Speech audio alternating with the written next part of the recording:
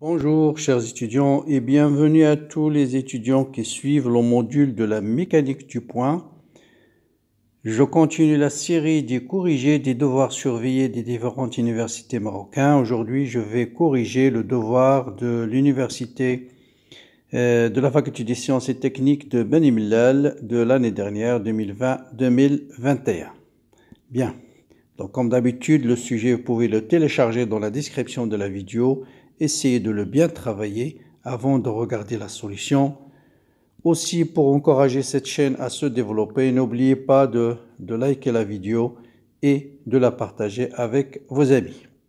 Bon, voilà la série. Bon, premier exercice, deuxième exercice, j'en ai déjà traité plusieurs de ce type, donc je ne vais pas corriger ces deux exercices, ils sont très simples. Je passe tout de suite à l'exercice 3 qui me paraît très intéressant.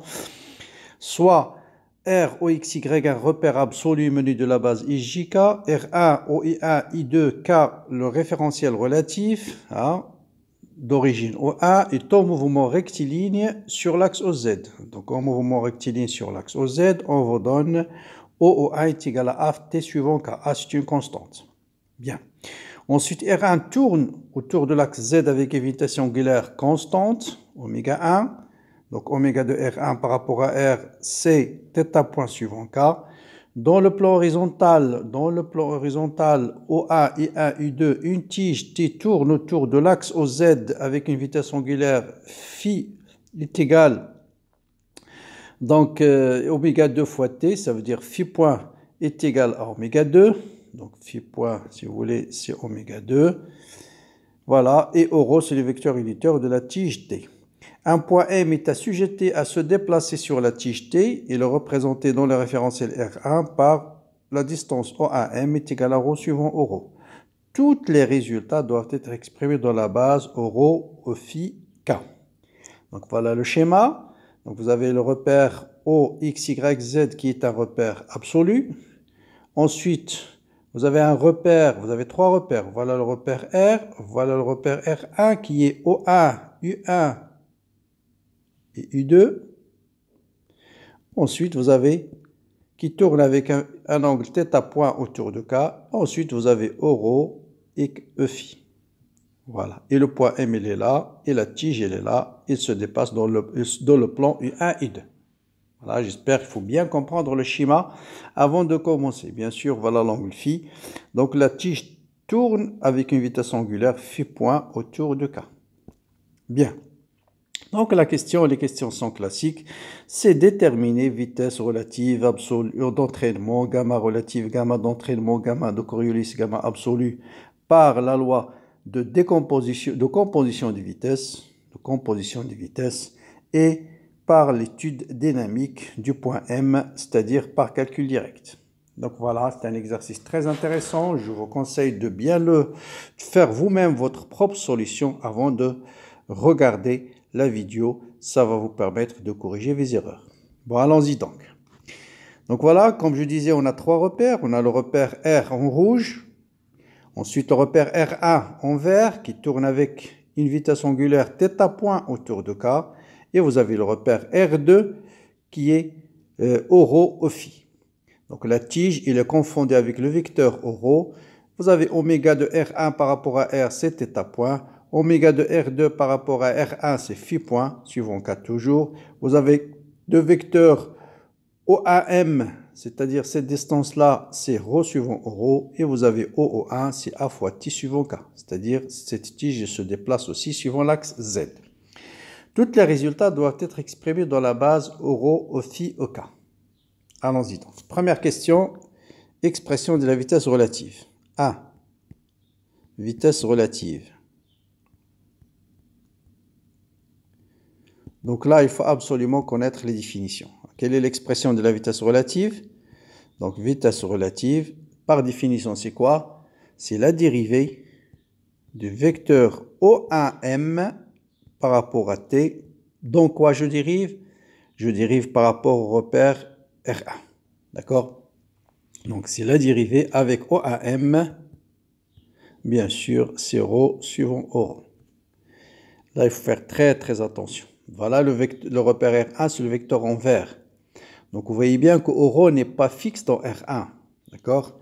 Donc, cette équation-là va donner la dérivée de ρ, c'est ρ point suivant ρ, plus ρ fois la dérivée de O de ρ sur D de T par rapport à R1.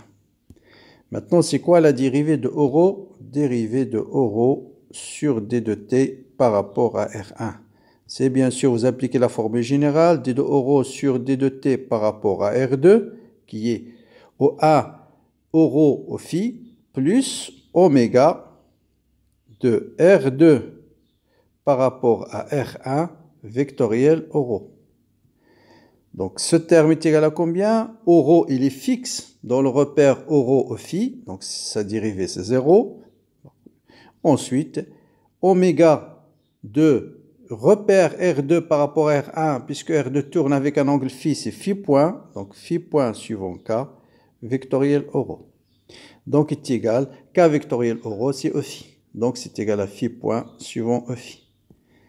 Voilà. Donc, en définitive, on peut écrire que la vitesse relative, c'est égal à ρ point suivant ρ plus phi point suivant E phi.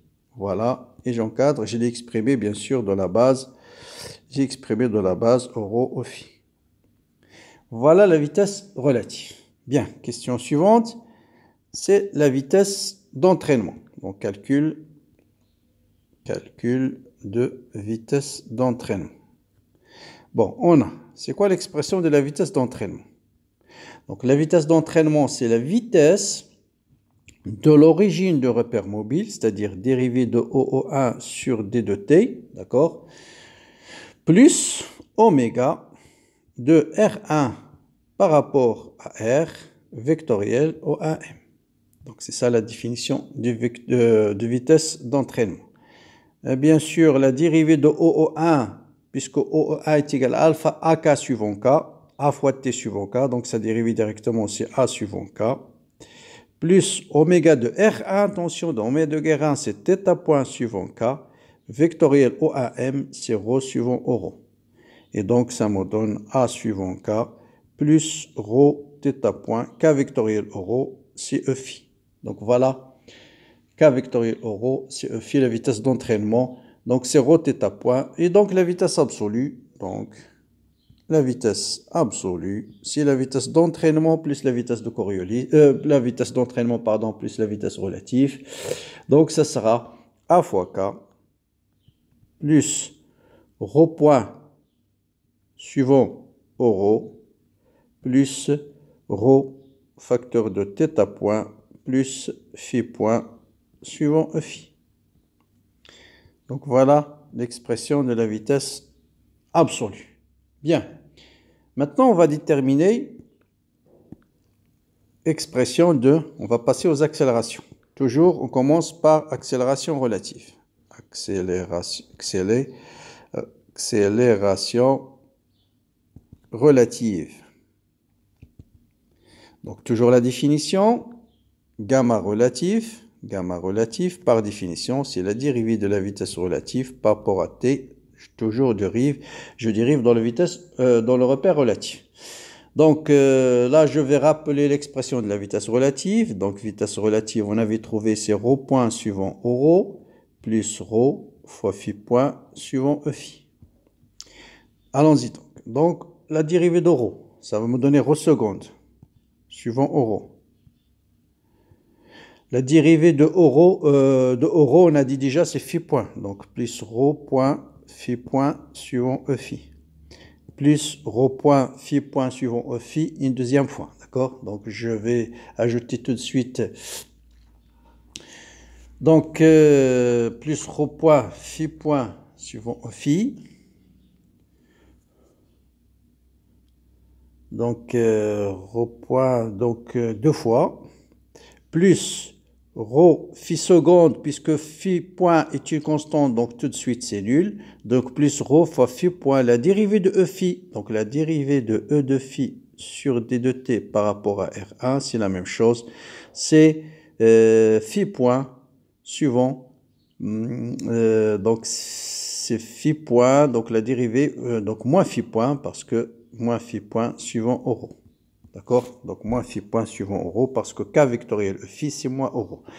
Donc, là, c'est rho phi. Donc, il y a signe moins ici, moins rho phi point au carré suivant rho.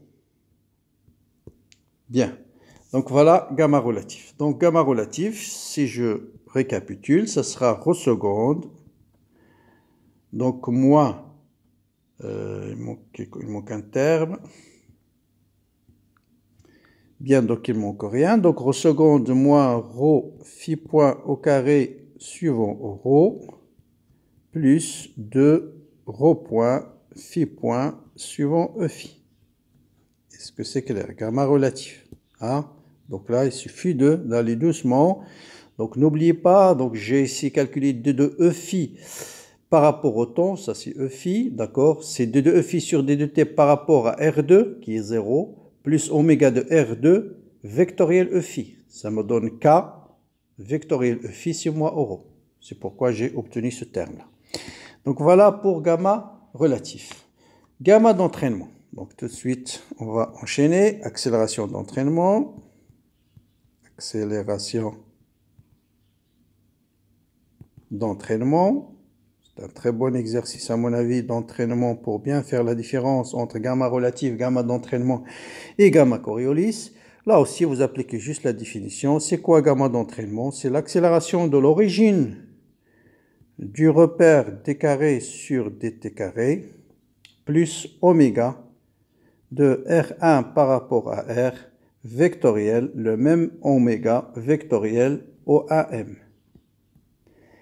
Bien, donc on va remplacer chaque terme. Bon, ce terme, bien sûr, tout de suite égal à 0, parce que la dérivée première, ça me donne A fois K, et la dérivée de A, c'est une constante, c'est 0, la dérivée de K, c'est 0.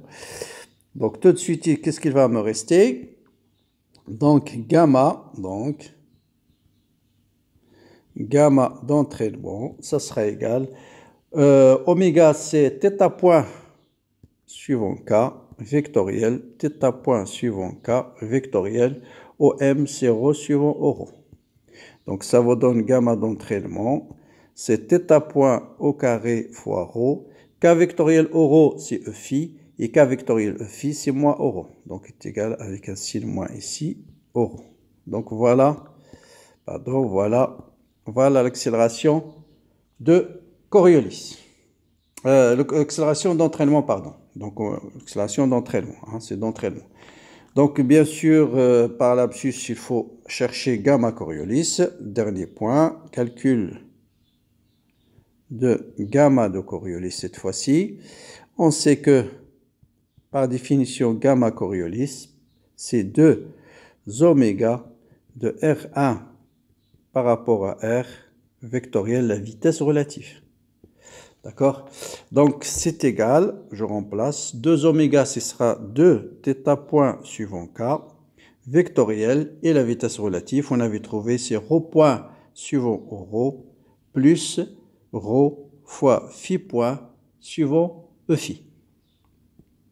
Et donc, en définitive, on arrive à gamma Coriolis, K vectoriel rho, c'est E phi, donc c'est 2 θ point rho point suivant E phi, et K vectoriel E phi, c'est moins rho, donc moins 2 θ point rho fois phi point suivant rho.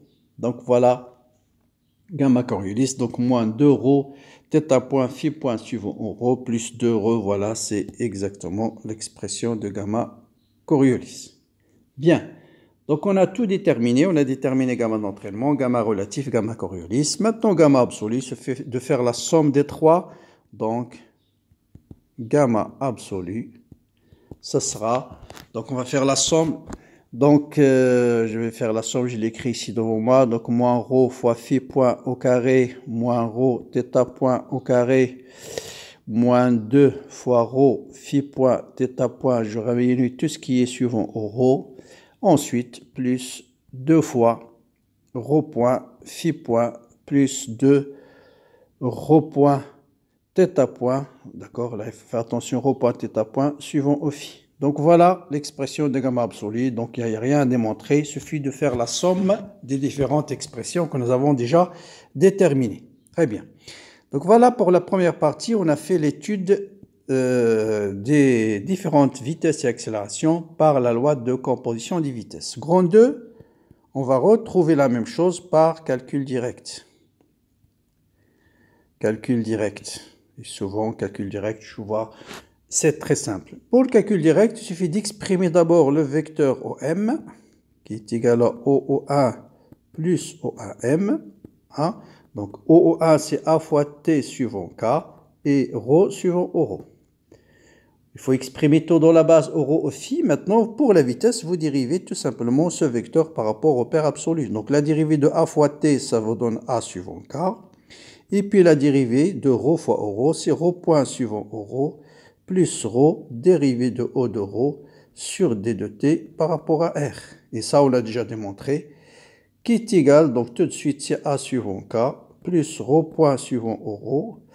Et ça, on a montré que c'est phi point, dérivé de ρ sur D de T par rapport à R, c'est sa dérivée par rapport à R1, plus oméga de R1 par rapport à R. Et oméga de R1 par rapport à R, c'est phi point. D'accord? Donc, c'est phi point, donc la dérivée, dérivée de ρ par rapport à R. Bon, là, il faut faire attention pour calculer la dérivée de ρ par rapport à R. Bon, je vais le faire dans l'autre séparément pour bien.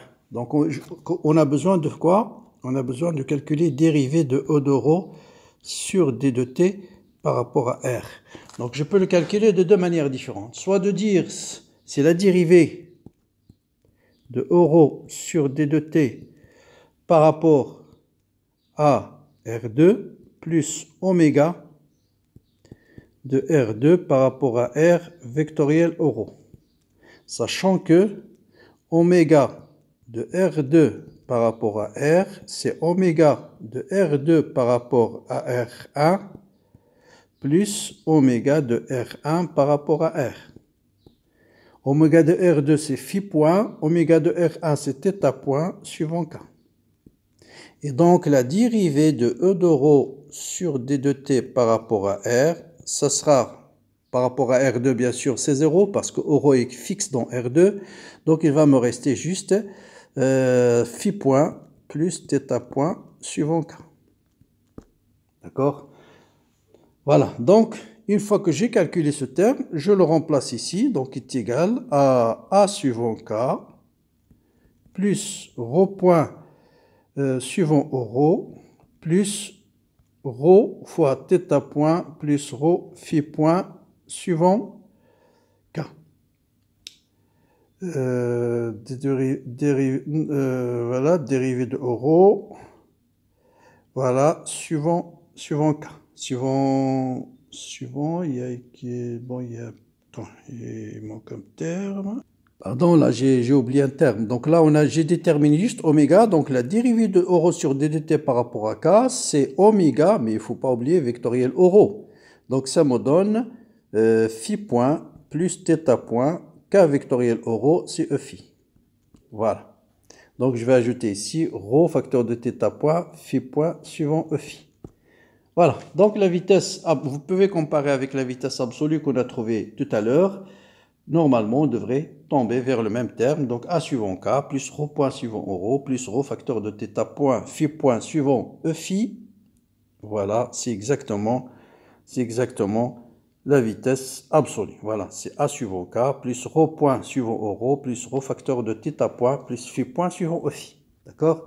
Donc là, ce qu'il ne faut pas oublier, donc je veux calculer la vitesse absolue, donc je dérive OM par rapport au repère absolu, donc la dérivée de ce terme est claire. Donc là, ρ, la dérivée de ρ par rapport à R, il faut faire très attention. C'est la dérivée de ρ par rapport à R2 plus oméga de R2 par rapport à R. Et dans oméga de R2, vous avez deux termes. Vous avez donc oméga de R2 par rapport à R1. Il ne faut pas oublier aussi oméga de R1 par rapport à R. Bien. Bon, voilà, vous avez tout maintenant, pardon. Bien, pour l'accélération absolue, il suffit de dériver la vitesse absolue par rapport à, dans R, bien sûr. Donc, la dérivée du premier terme, ça va donner donc gamma absolu. Donc, la dérivée du premier terme, c'est 0. La dérivée du deuxième terme, c'est ρ seconde suivant ρ, plus ρ point, dérivée de E de ρ par rapport à t par rapport à r. Ensuite, plus rho point, facteur de θ point plus phi point suivant, c'est pas suivant k ici, c'est suivant e phi, pardon, c'est suivant e phi, suivant e phi. Ensuite, plus rho, θ seconde c'est 0, phi seconde c'est 0, donc rho facteur de θ point plus phi point, la dérivée de e de phi sur d de t par rapport à r. Bon, qu'est-ce qu'il nous reste à déterminer? On a déjà déterminé que la dérivée de E de rho sur d de t par rapport à r, c'est θ point plus phi point suivant e phi. Donc de même, vous pouvez dériver de E de phi cette fois-ci sur d de t par rapport à r, c'est aussi θ point plus phi point avec un signe moins suivant E rho. Voilà, vous injectez cette expression ici, cette expression-là, et vous allez trouver exactement la vitesse absolue qu'on a déjà déterminée. Donc c'est un exercice où surtout, il ne faut pas faire l'erreur que si vous dérivez au m par rapport à t dans R1, vous dites, comme on fait d'habitude, c'est rho point suivant rho, et la dérivée de rho c'est nul. Donc ne pas oublier ici, voilà la tige, elle se déplace par rapport à R1, voilà R1 c'est ce vecteur avec un angle phi, donc il ne faut pas oublier ce terme-là. Donc voilà pour le corrigé de cet examen. Voilà, comme d'habitude, n'oubliez pas de le partager avec vos amis. Très bonne continuation et à bientôt pour d'autres corrigés des examens des différentes universités marocaines. Donc voilà, ciao et à bientôt.